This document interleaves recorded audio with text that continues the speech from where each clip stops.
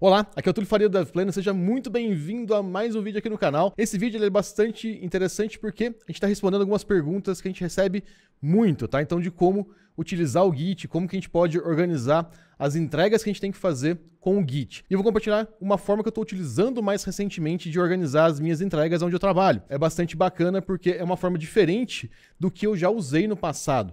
E eu vou explicar um pouquinho a diferença entre as duas formas e principalmente eu vou compartilhar com vocês 3 operações no Git que eu tinha um pouco de receio ou não fazia, que eu comecei a fazer e que está me ajudando muito a organizar essas minhas entregas. Tá? Então vai ser um vídeo aqui mão na massa, vou explicar alguns conceitos também, mas é um vídeo bastante mão na massa. Bom, vamos para o meu computador aqui que a gente vai desenhar um pouquinho só para entender um pouco do Git e as formas que a gente tem de trabalhar. Normalmente a gente tem o nosso repositório aqui e a gente tem a main branch, né? Então aqui eu já estou pressupondo que você tem um conhecimento básico aqui sobre Git, tá? Mas você vai ver que eu vou fazer algumas operações aqui e vai ficar bastante tranquilo. Qual que é o detalhe?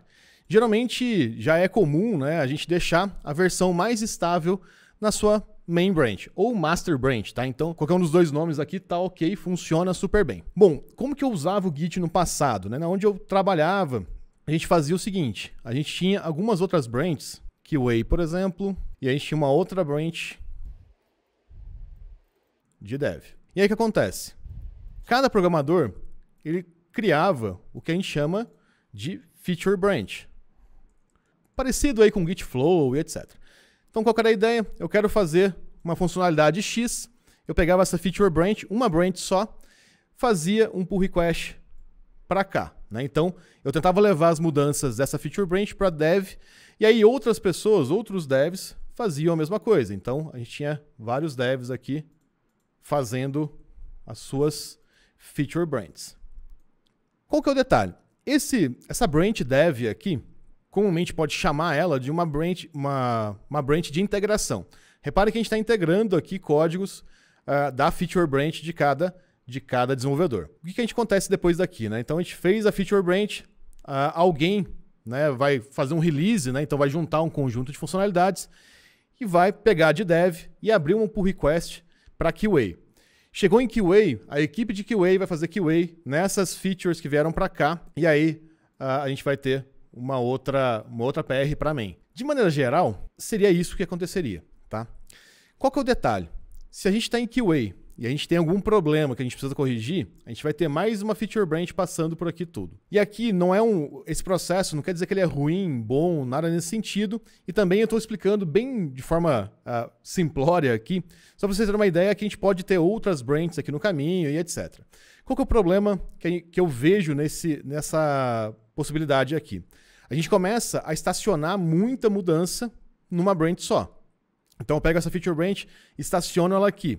E ela já é uma feature inteira, né? Então ela já é completa, ou o máximo ou o mais próximo de completa. Então é muita coisa estacionada aqui. A gente junta mais coisas, então isso aqui fica represado muito código.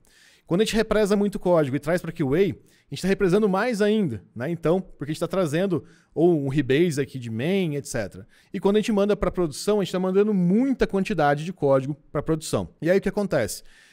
Pode acontecer disso daqui aumentar muito o risco. Tá? Então, você tem muito código sendo represado em cada uma dessas branches, e aí você pode, não tenho QA, é de dev direto para main. Não importa, né? Então, mas se você faz a sua feature inteira dentro de uma branch, você começa a aumentar esse risco. Como que eu estou trabalhando atualmente, tá? Então, a gente tem a branch main, e é isso que está mudando bastante na minha forma de trabalhar, tá? Pessoal, e outro detalhe, não quer dizer que isso aqui está errado, tá? São formas de trabalhar. Cada equipe vai trabalhar de um jeito. Eu quero mostrar para vocês essa outra forma, que é bastante interessante também. Então, olha só. Qual que é a ideia? A gente só tem a main branch e eu tenho aqui, cada programador tem a sua feature branch. Qual que era o detalhe? A primeira vez que eu fui trabalhar nesse modelo, né? Então, a gente já abre direto o PR para main. E geralmente main já representa produção, né? Então se caiu em main, o CI/CD já vai colocar esse código aqui em produção. Qual que era a minha ideia, né, quando eu comecei a trabalhar nesse modelo? Falei, beleza, então eu faço aqui a minha feature branch, porém, o que começou a acontecer comigo? Pô, eu tenho o back-end numa feature e aí o front-end em outra, numa feature branch. E aí qual que é o problema? Quando a gente começa a fazer isso, a gente começa a ficar meio bagunçado, né? Porque tem código aqui que eu vou precisar usar na Feature Branch 2. Né? Então começa a ficar um pouquinho mais confuso. E foi esse o cenário que eu tentei fazer, né? Por quê? Porque eu estava acostumado a fazer isso aqui. Então a única coisa que eu fiz foi começar a abrir Feature Branches diretamente para main e cortar aqui o dev QA, né? Que era o que eu estava acostumado a fazer. Qual que é o problema disso? Muitas vezes, para você fazer entregas constantes e menores, essas feature branches elas são relacionadas. E essa foi a primeira coisa que mudou na minha forma de programar e de pensar em projetos. Hoje em dia, eu quebro minhas feature branches em pedaços muito pequenos. Então, o que acontece? A minha feature branch ela começou a ficar assim. Ó. Eu tenho a feature branch, que é a primeira parte do meu projeto, que está aberta para main. Depois, eu tenho a minha feature branch 2, que é a segunda parte do meu projeto, que está aberto para a minha Feature Branch 1. E aí eu vou indo até completar a minha feature. Então, por exemplo, vamos supor, que é uma coisa que acontece bastante, vamos supor que eu tenho que fazer uma migration no banco de dados. Eu faço a migration aqui, nessa Feature Branch 1, e aí depois, a Feature Branch 2 ela foi aberta a partir da Feature Branch 1. Então eu posso fazer o back-end aqui. E aí a Feature Branch 3, ela pode ser aberta sobre o Branch 2, que aí eu consigo utilizar tanto a migration quanto o meu back-end dentro do meu front-end. E em alguns casos, a gente tem também a situação seguinte. A gente tem a última aqui, que é onde a gente remove a Feature Flag. Então vamos supor, como que a gente entrega software dessa forma? Fiz a minha Feature 1, né? Então quebrei meu problema em 4 partes, né? Então, o meu problema aqui ele foi quebrado em 4 partes. Primeira parte, migration. Segunda parte, back-end. Terceira parte, front-end. Quarta parte, eu tirei o feature branch, né? Então, eu tirei, aliás, a feature flag. Então, eu estou deixando essa funcionalidade disponível para todo mundo. Como que eu coloco isso em produção? Lembra que eu falei para vocês que quando a gente represa código, né? Então, se eu estou estacionando código demais aqui, o que está acontecendo? Eu estou aumentando o meu risco, porque o lote de código é muito grande. Então, uma coisa que é bem interessante também é a gente agrupar pequenas mudanças aqui. Então, aprovou, está tudo certo com esse código da Feature Branch 1, a gente faz o merge aqui em main. Quando a gente faz o merge em main, a gente tem esse cenário aqui. Ó. Esse cara vai estar aqui dentro, né? Então ele vai virar parte do main. A gente tira esse cara e agora a gente aponta para main. Aprovou esse PR meu com essa Feature Branch aqui, o que eu faço? Essa Feature Branch 2 vai estar aqui dentro também, já, né, que eu já fiz o merge, e aí eu vou tirar esse cara daqui e eu trago para cá. Reparem que eu vou levando para produção pequenos lotes de código. Isso aumenta bastante a qualidade do projeto em si. Porém, a gente tem que fazer uma coisa que é importante. Quando a gente está fazendo isso, né, então à medida que eu vou aprovando esses PRs, o que acontece normalmente? Você tem lá os seus 4 PRs, e aí, vamos supor, o jeito que você colocou o nome do campo aqui da Feature Branch 1, a sua equipe fez um review do seu PR e falou, olha, não ficou, esse nome pode ser diferente, algo nesse sentido. Então você vai lá e muda esse cara. Então a gente vai e troca essa Feature Branch aqui. E aí que vem o fato da gente começar a aplicar o rebase. Então eu vou pegar essa Feature Branch aqui, trazer as atualizações para cá, vou pegar daqui, trazer para cá, trazer daqui para cá. Tá? Então a gente tem que fazer esse rebase. Eu vou mostrar aqui na prática como que isso acontece. Mas o simples fato de a gente organizar o código dessa forma, você consegue fazer pequenos incrementos de código em produção. E uma coisa que é bem legal, quanto mais você coloca código em produção, mais estável a sua produção fica. Tá?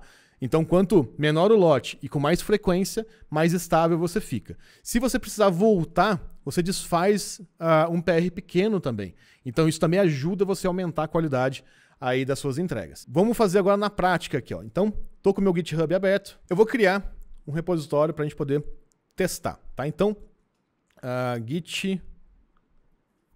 Chamei de Git Tips. Vou deixar ele público. Create Repository. Então, olha só. Beleza, tá aqui, tá certinho. Então, eu tenho a minha pasta aqui na minha máquina. E agora a gente vai começar a brincar um pouquinho de como que poderia funcionar isso. Então, olha só. Vou inicializar aqui meu repositório. Então, initialize repository, git chips. Vou fazer uma outra coisa também. Eu vou colocar o remote e vou adicionar aqui o git.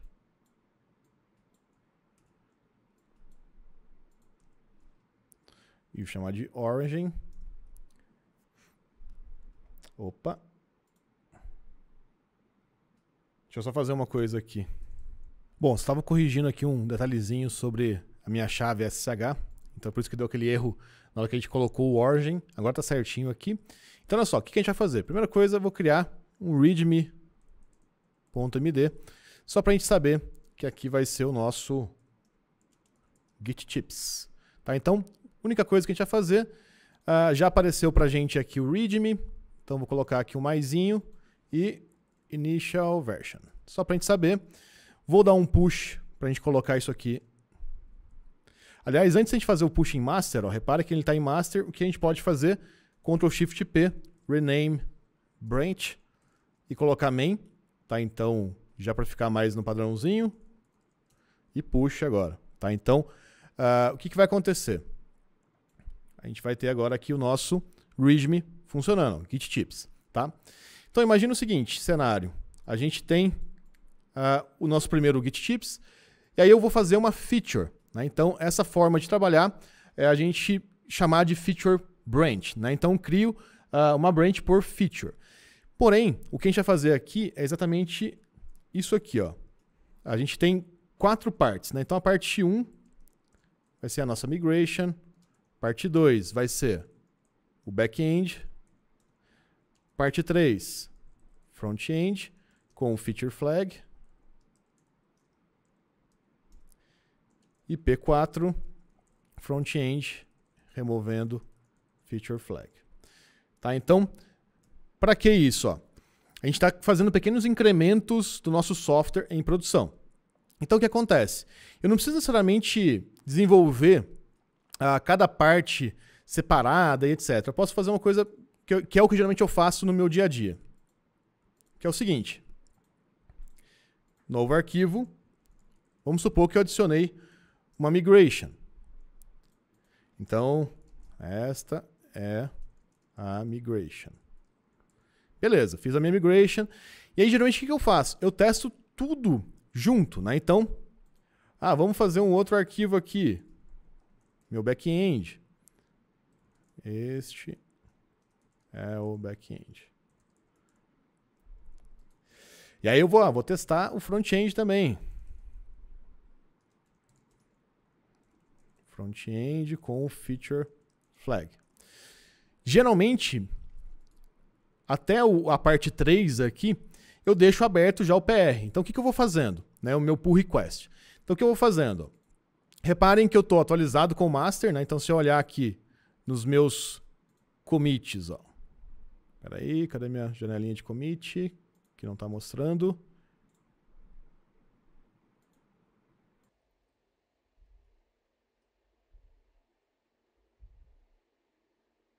Só um detalhe aqui que eu descobri uma coisa, né? Uma extensão que é super importante para a gente usar com o Git, que a gente pode utilizar, é o Git Lens. E a versão que eu tenho aqui nessa máquina, ela tá... essa versão aqui está desatualizada. Vou só instalar lá rapidinho aqui. Beleza. Então repare que agora com o Git Lens ele apareceu. Então o que acontece? Eu consigo ver aqui, ó, que eu tenho a minha initial version aqui. Beleza. Então reparem, ó, eu preciso fazer uma feature branch para migration, feature branch para back-end, depois o front-end, depois removendo a feature flag. Como que eu costumo fazer isso? Eu costumo fazer o seguinte. Eu vou criar uma nova branch a partir de master. Então, create branch. Uma coisa que eu costumo fazer, muita gente faz, coloca o primeiro nome no começo da branch para você falar que é sua. O nome da feature, então vamos supor, feature test. E eu costumo fazer parte 1. Né? Então, igual eu mostrei para vocês aqui, ó, do P1, eu costumo fazer isso. Tá? E aí o que acontece? Quem é a parte 1? Migration. Então, vem aqui, coloco só a migration. Feature test. Migration. Vou commitar, né? Então, vou dar um commit aqui. Beleza. Qual que é o próximo passo? Vou fazer um push para mandar para o GitHub, já que eu defini ele como meu remote. Percebam que ele já mostrou aqui, ó. Você acabou de subir uma branch chamada Twilio Feature Test parte 1. Vamos comparar e fazer um pull request para main migration e eu vou criar aqui o pull request. Esse é um processo comum, tá? Daí a sua equipe vai lá e vai revisar para você. Legal. Mas você já fez o back-end também. Então o que a gente vai fazer? Vou adicionar aqui no staging, né, para a gente conseguir fazer o commit disso. Mas antes de commitar, eu vou fazer uma coisa. Eu vou criar uma outra branch. Twilio Feature Test P2. Reparem o seguinte, aqui embaixo ele está mostrando P1. Então eu estou criando P2 a partir de P1. Então o pai de P1 vai ser essa última feature que eu coloquei a migration. Vamos criar aqui, Enter. Então agora, Feature Test, Add Backend. Vou subir também. E agora, olha que legal. Quando a gente trouxer aqui para o GitHub, eu vou clicar em Git Chips, ele percebeu aqui, ó, que eu coloquei mais coisas em P2. Vou comparar. Reparem o seguinte, se a gente não fizer nada, reparem que ele vai colocar que tem a migration lá e que tem o back-end. Mas a gente não quer isso, né? A gente quer que essa feature branch fique só com o back-end. Por que ele está mostrando isso? Porque a base que você está recebendo essas mudanças está em main. Então o que a gente vai fazer? Eu vou trocar aqui para P1. Então repare o seguinte, agora ele está só com o back-end. Então eu posso vir aqui agora e criar um pull request. Eu estou fazendo exatamente esse cenário aqui, ó, tá? Beleza. Então vamos lá. Agora falta a parte 3, que é o front-end. Mesma coisa. Create branch. Twilio Feature Test P3. Beleza. Feature Test front-end. E agora eu vou dar um push. Ok. Agora de novo, ó, vou clicar aqui. A gente vai ver que ele já mostrou a parte 3 para a gente. E agora eu vou apontar para a parte 2. Então eu estou levando as mudanças da parte 3 para a parte 2. Ó, front-end. Reparem que está só o front-end. Create pull request. Agora, olha só que interessante. Se alguém da minha equipe for fazer o review da minha funcionalidade, em qualquer branch que essa pessoa for, ela vai conseguir testar a partir dali. Então, por exemplo, se alguém for fazer o review da minha feature e olhar a feature na parte 3, ele consegue rodar tudo para trás. Ele não precisa fazer nada. Por quê? Porque a 3 inclui as mudanças da 2 e a 2 inclui a da 1. Então, na verdade, na 3 a gente tem a funcionalidade completa. Até aí, tudo bem. Porém, pode acontecer uma coisa que é bastante comum. Tá? Eu não vou simular com 2 usuários, mas vamos supor que na sua equipe alguém comenta que, pô, beleza, adicione um campo a mais, blá, blá, blá. Estou colocando como comentário, mas geralmente a gente faz via revisão de código aqui mesmo. Então, vamos supor que o seu team lead, alguém que trabalha com você, fala, pô, falta um campo X. E aí, a sensação que dá é, pô, lascou, né? A gente criou 2 branches a partir dessa branch que a gente precisa mudar. E aqui vai as operações que eu não costumava usar tanto. Então, o que acontece? Eu preciso aplicar esse adicionar um campo a mais. Olha só o que vai acontecer. Concordo que eu preciso voltar para a parte 1, adicionar esse campo. Então, ó, checkout to, e aí eu vou voltar para o P1, tá? Vamos voltar aqui para ele. Reparem que ele já vai diminuir para a gente aqui. E o seguinte, vou adicionar um campo a mais na migration. Reparem que sumiu todos os arquivos aqui, ó. Então, campo extra. Então, eu preciso colocar esse campo extra, tá? Tudo bem, beleza. Se eu fizer um push aqui com essa mudança, ó, então vamos supor que eu vou aqui, feature test. Se eu fizer essa mudança, né, então add field, o que acontece? Eu vou ter 2 commits nesse histórico, né? Então a migration vai ter 2 commits. E aqui vai depender da equipe que você tá e do jeito que você gosta de trabalhar com Git. Eu gosto de deixar um commit só em cada uma dessas branches intermediárias, tá? Por quê? Porque fica mais fácil fazer o rebase, que é o que a gente vai fazer depois. Então, ao invés de fazer mais um commit adicionando o campo, aqui vai a primeira operação que eu não usava com tanta frequência, que é o git amend. Então, se eu coloquei aqui como staged essa operação, eu posso dar um git commit -- amend. O que o amend faz? Inclusive abriu aqui para mim embaixo, ao invés de abrir no Visual Studio Code, está tudo bem. O que o git amend faz? Ele podia ter aberto aqui, né? Tá um pouco com delay aqui.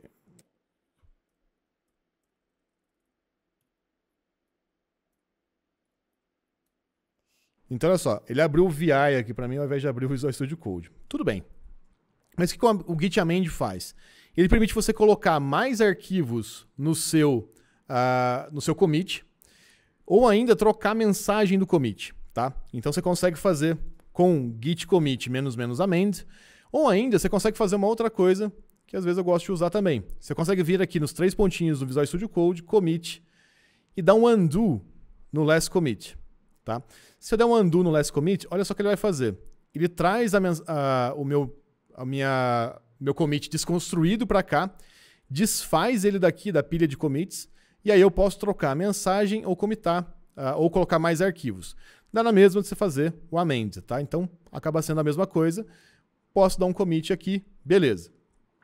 A partir do momento que eu fiz isso, eu acabei de fazer um outro detalhe problemático. Se eu tentar fazer um push, perceba o seguinte, ele não pode fazer um push porque a referência mudou. O que quer dizer que a referência mudou? Se a gente olhar aqui, ó, essa migration, ela tem um código B39, D2, blá, blá, blá. Se eu olhar aqui, a referência está diferente, ó, 62, balalá. Então, essas referências não estão batendo. E essa referência que eu tenho local, ela não é filha dessa referência aqui. Então, a gente não pode fazer push. E aí vem a segunda instrução que eu comecei a utilizar mais. Git push -- force. Então, o que eu vou fazer? Eu estou forçando essa mudança subir para o meu remote. E olha só o que vai acontecer aqui no GitHub. Ó. Vou dar um F5. Perceba o seguinte, ele mostrou para mim ó, que eu forcei um push e eu mudei a referência desse PR de 62 blá blá blá para B39 alguma coisa. Beleza, tá tudo bem. Né? Então, o detalhe é você ficar mais confortável com isso. Qual que é um detalhe aqui importante de você saber? Toda vez que a gente está fazendo um push force, você está mudando o histórico. Tem gente que acha isso muito ruim. Eu acho que é importante a gente ter o histórico de pequenos incrementos. Então, esse incremento é o que eu quero manter no histórico. Não é exatamente, adicionei um comentário, adicionei... Então, assim, eu gosto de deixar esses agrupamentos menores e isso aqui é relevante. Estou adicionando a migration. Essa é a mudança relevante para mim. Então, não tem problema se eu colocar ou fazer um push aqui nessa referência. Tá tudo bem. Tá? Então, a gente falou do git amend, git push com force, né? Então, para a gente forçar. Lógico que você tem que ter o seu main bloqueado, tá? Vai que você dá um push force sem querer na branch errada, tá? Então é importante que você bloqueie o main também. Só que o detalhe, quando eu fiz isso, vamos olhar o que acontece com os nossos outros pull requests. Olha o back-end. O que acontece? Ó? O back-end percebeu que tem um conflito em migration. Por quê? Porque ele tinha referência anterior. Ele não tem referência nova com código novo. Então ele ficou meio perdido. Falou, pô, beleza, agora eu tenho essa referência 62 que eu estou tentando colocar em cima, porém a base mudou. Né? Então é por isso que ele mostrou, inclusive, um conflito aqui. Como que a gente resolve isso? Utilizando a terceira operação que eu venho utilizando com mais frequência. Então repara o seguinte, estou no Twilio Feature Test P1 e agora eu vou fazer o seguinte, ó. Eu vou trocar para P2. Então checkout to Twilio Feature Test P2. O que eu vou fazer a partir de agora? Eu vou fazer um rebase. Então eu vou trazer as mudanças de P1 para P2. Então eu posso fazer um git rebase -i menos. Se eu fizer menos, ele vai pegar o último branch e trazer para a branch atual. Então ele vai pegar P1 e trazer para P2. Quando eu faço isso, a gente vai perceber aqui, ó, que ele está mostrando para a gente sem ser o modo visual. Então ele está com pick para migration e pick para add backend. Então o que a gente pode fazer? Eu posso vir aqui onde está pick, apertar D. Ó, ele tirou o... aliás, eu apertei errado, né? Espera aí. Deixa eu só ver se está certinho aqui. Isso, está certo. Ó. Então, eu removi aquele commit. Ó. Ou não, né? Espera aí. Removi assim. Ó. Então, eu apertei D para remover aquele commit. Então, o que vai acontecer? Lembra aquela referência que estava errada? A partir de agora, ele vai desconsiderar ela. Então, eu vou salvar aqui. Olha só que interessante. O que aconteceu com o P2 agora? Eu tenho a migration aqui. E a gente vai olhar, a referência agora está B39. Está certinho. O que eu posso fazer? Git push -- force. Olha só que interessante que vai acontecer agora. Na minha branch 2, no meu PR2. Lembra que ela estava dando conflito? Agora ela limpou. Ó. Por quê? Porque eu trouxe a minha mudança para P2.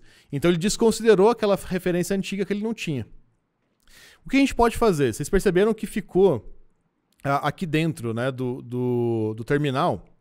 A gente pode usar o Visual Studio Code para fazer isso. Então o que a gente pode fazer? Eu posso usar esse comando aqui, ó, git config global core editor code --wait. Tá, então eu vou usar aqui o Visual Studio Code como o resolvedor aqui das meus rebases. Então olha só que legal. Eu vou trocar agora para o P3 e vou fazer a mesma coisa. Reparem que agora o P3 ele está mais bagunçado ainda. Ó. Por quê? Porque as duas referências mudaram, né? Então reparem que ele está na referência antiga ainda. Ó, e na referência antiga do back-end. Então, toda vez que acontecer isso, o que eu preciso fazer? Aliás, deve estar um monte de conflito aqui. Ó, conflito no migration. Então, o que a gente vai fazer? Git rebase -i. E olha só que legal. Quando a gente colocou o editor como o Visual Studio Code, fica bem mais fácil. Ó. Então, eu posso fazer o drop do migration. Então, eu não quero essa feature aqui. Essa feature do back-end, ele percebeu que está tudo bem. A gente consegue fazer o rebase aqui sem problema nenhum. E o front-end que está na minha ordem. O que é importante? Por que eu acho bacana a gente fazer o git commit amend, né? Então, ir juntando numa só. Que quando você vai fazer o rebase, você sabe direitinho em que parte você está. Ó. Então, essa é a terceira parte. Eu já sei que eu quero deixar ela e qualquer outra, ela tem que estar nos PRs anteriores. Então, tá tudo bem a gente fazer isso. Vou dar um start rebase. Beleza, ele já arrumou as referências para mim. Git push --, force. E agora eu posso atualizar. E olha lá que legal. Ele mostrou que a gente fez o force. E reparem que se a gente olhar o files changed aqui, vai ser só o front-end. Então, reparem o seguinte. Se a gente combinar os três, tá? Se a gente combinar o rebase com o commit amend, com criar branches, a gente reduz esse risco. Então eu faço um pequeno lote de código aqui, um pequeno lote de código aqui, pequeno lote de código aqui, pequeno lote de código aqui. E aí o que acontece? E quando eu coloco isso no ar, né? Vamos supor que toda vez que eu faço o merge para main, eu coloco essa feature no ar. Então o que eu posso fazer? Obviamente, a primeira feature que tem que ir para o ar é a migration. Então a gente vai fazer o merge. E aí a gente pode fazer squashion merge, etc. Mas vamos fazer aqui, ó, squashion merge. E vou confirmar. Beleza. O que acontece com o meu PR2, que é o back-end? Olha só o que o GitHub vai fazer para a gente. Ó. ele vai mostrar aqui. Ele ainda está mostrando o P1. Ó. Tem como você configurar para ele mudar já automaticamente a base, tá? Então dá para você configurar nele. Normalmente você faz isso, tá? Então você entra aqui em Settings e configura para ele mudar a base automaticamente para você. Como ele não mudou aqui automaticamente, o que a gente pode fazer? A gente pode mudar a gente mesmo, né? Então vem aqui, editar. Agora, P2, ele vai para main. Você pode fazer isso automaticamente, tá? Tem configuração no GitHub para fazer isso. Então, ó, se P2 vai para main, olha só que interessante. A gente vai ter que fazer também um rebase se a gente quiser. Tá? Então, se a gente quiser, a gente pode fazer o rebase aqui. Então, olha só. O que eu precisaria fazer? O meu P1 já foi para produção. Então, eu posso voltar aqui para main. Checkout main. Trazer as mudanças. Fazer um pull. E aí eu posso fazer o rebase de todo mundo. Se precisar, tá? Geralmente, quando dá conflito, você faz isso. Então, eu posso vir aqui para o P2. Lembra que P1 já foi para main, né? Fui para P2. E agora eu faço de novo. Ó. Rebase -i. Ele já percebeu que é só o back-end. Start rebase. Git push --force. Beleza. Vou dar um F5 aqui. Reparem que está só o back-end. Agora eu consigo fazer o squash and merge. Confirme squash and merge. Beleza. P2 já foi para produção também. P3, que é o front-end, está faltando.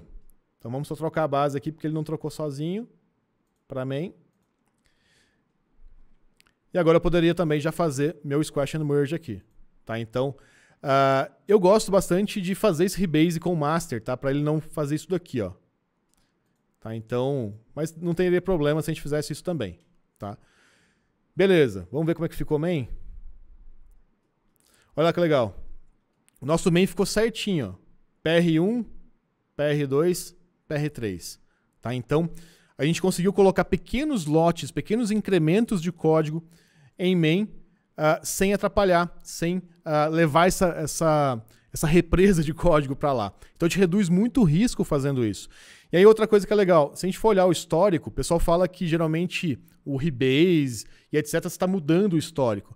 Não é muito bem isso. Você está controlando o histórico, não precisa saber o que dia que você fez. O mais importante é saber o que representa aquele commit. Tá? Então isso é bastante importante.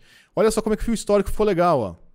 Initial version, feature test migration, feature test at edge backend e feature test edge backend e edge frontend.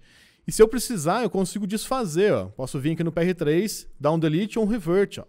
Então eu tenho pequenos incrementos que eu consigo desfazer, inclusive, se eu precisar. Tá? Então isso mudou muito a minha forma de desenvolver, de pensar as funcionalidades em pequenos incrementos que chegam em produção. Tá?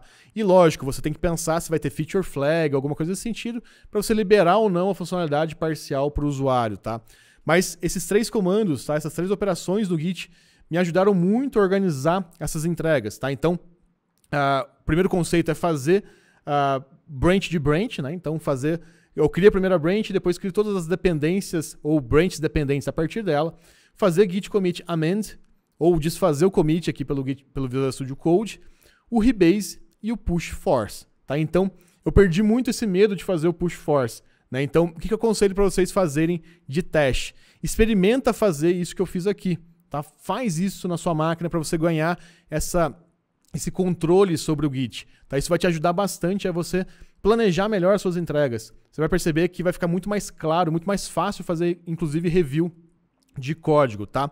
Outra dica adicional é você não fazer PRs muito grandes. Né? Então, geralmente, quando a gente olha em mudanças aqui, ó, é legal a gente manter esse número pequeno. Imagine você tendo que revisar esse PR, e um PR que tem mexe em 50 arquivos, por exemplo. O contexto é muito grande. Então, quando a gente quebra em vários PRs menores, você consegue diminuir o contexto e o escopo daquele PR, o risco é menor e você consegue fazer entregas com mais frequência e com mais segurança. Bom, pessoal, essa é o vídeo de hoje. Tá? Eu queria mostrar para vocês essas 3 operações que eu tinha um certo receio de utilizar e hoje eu utilizo e não consigo ficar sem elas. Tá? Então, faz muita diferença aí no meu dia a dia. E além disso, esse conceito de você conseguir abrir branches de branches para você construir a sua funcionalidade inteira, tá?